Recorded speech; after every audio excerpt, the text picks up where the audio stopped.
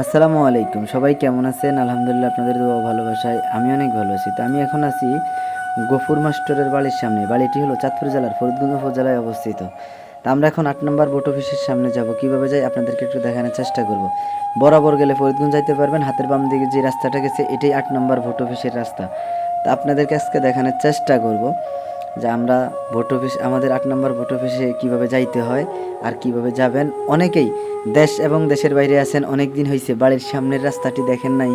গ্রামের কিছু জিনিস তুলে ধরার চেষ্টা করি। অনেক প্রবাসী ভাই কমেন্ট করেন যে ভাই আমার বাড়ির সামনে দিয়ে একটু যাইয়েন, আমার বাড়ির সামনের রাস্তাটা একটু ভিডিও করেন। তো প্রবাসী ভাইদের অনুরোধে আজকে চলে আসলাম আর কি আমি ৮ নম্বর ভোট অফিসের যে রাস্তাটি আপনাদেরকে দেখানোর জন্য। রাস্তাটি অনেক সুন্দর করছে, দেখেন।